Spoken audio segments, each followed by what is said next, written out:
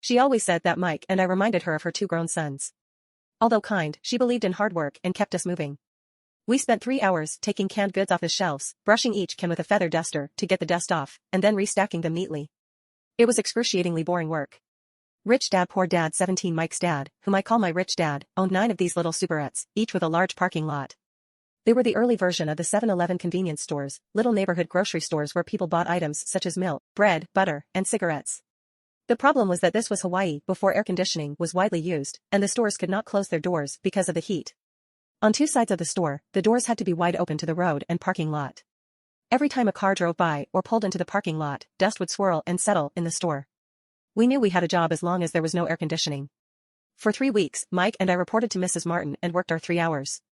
By noon, our work was over, and she dropped 3 little dimes in each of our hands. Now, even at the age of 9 in the mid-1950s, 30 cents was not too exciting. Comic books cost 10 cents back then, so I usually spent my money on comic books and went home. By Wednesday of the 4th week, I was ready to quit. I had agreed to work only because I wanted to learn to make money for Mike's dad, and now I was a slave for 10 cents an hour. On top of that, I had not seen Mike's dad since that first Saturday. I'm quitting, I told Mike at lunchtime. School was boring, and now I did not even have my Saturdays to look forward to. But it was the 30 cents that really got to me. This time Mike smiled. "What are you laughing at?" I asked with anger and frustration. "Dad said this would happen. He said to meet with him when you were ready to quit." "What?" I said indignantly. "He's been waiting for me to get fed up?" "Sort of," Mike said. "Dad's kind of different. He doesn't teach like your dad. Your mom and dad lecture a lot. My dad is quiet and a man of few words. You just wait till this Saturday, I'll tell him you're ready." "You mean I've been set up?" "No, not really, but maybe. Dad will explain on Saturday." 18 Waiting in line on Saturday, I was ready to face Mike's dad. Even my real dad was angry with him. My real dad, the one I call the poor one, thought that my rich dad was violating child labor laws and should be investigated. My educated, poor dad told me to demand what I deserve, at least 25 cents an hour. My poor dad told me that if I did not get a raise, I was to quit immediately. "You don't need that damn job anyway," said my poor dad with indignation. At 8 o'clock Saturday morning, I walked through the door of Mike's house when Mike's dad opened it. "Take a seat and wait in line," he said as I entered. He turned and disappeared into his little office next to a bedroom. I looked around the room and didn't see Mike anywhere. Feeling awkward, I cautiously sat down next to the same 2 women who were there 4 weeks earlier. They smiled and slid down the couch to make room for me. 45 minutes went by, and I was steaming. The 2 women had met with him and left 30 minutes earlier. An older gentleman was in there for 20 minutes and was also gone. The house was empty, and here I sat in a musty, dark living room on a beautiful sunny Hawaiian day, waiting to talk to a cheapskate who exploited children.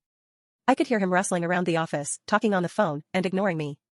I was ready to walk out, but for some reason I stayed. Finally, 15 minutes later, at exactly 9 o'clock, Rich Dad walked out of his office, said nothing, and signaled with his hand for me to enter.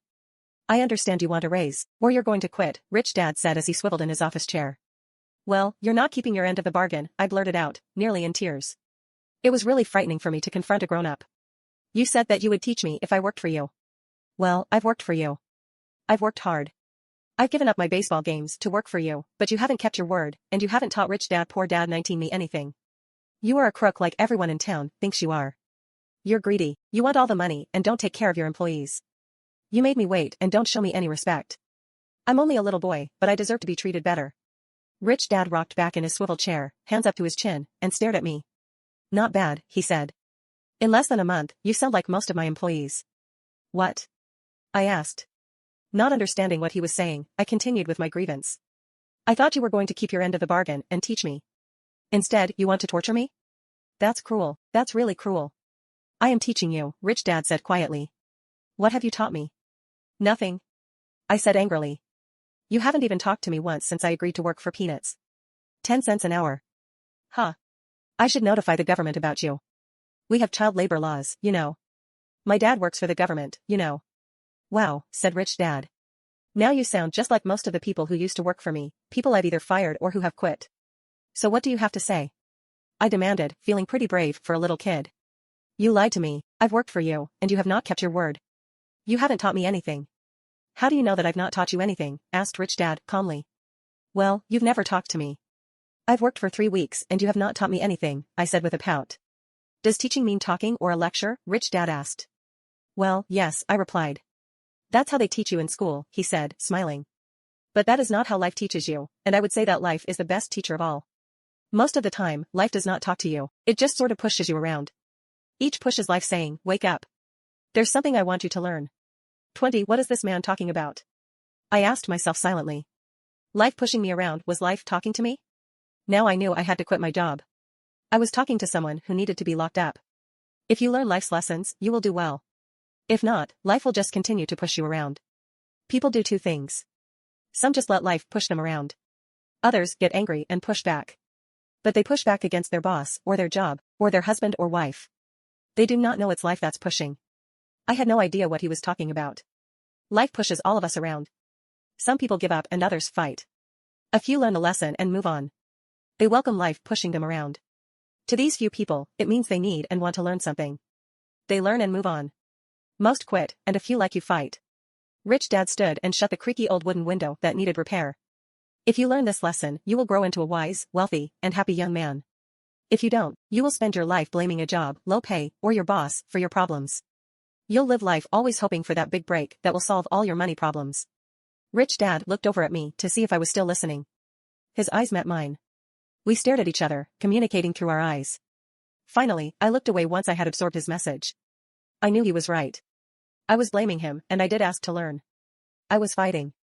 Rich Dad continued, or if you're the kind of person who has no guts, you just give up every time life pushes you. If you're that kind of person, you'll live all your life playing it safe, doing the right things, saving yourself for some event that never happens. Then you die a boring old man.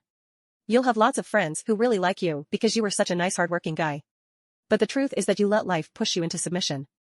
Deep down you were terrified of taking risks. You really wanted to win, but the fear of losing was greater than the excitement of winning. Deep inside, you, and only you will know you didn't go for it, you chose to play it safe.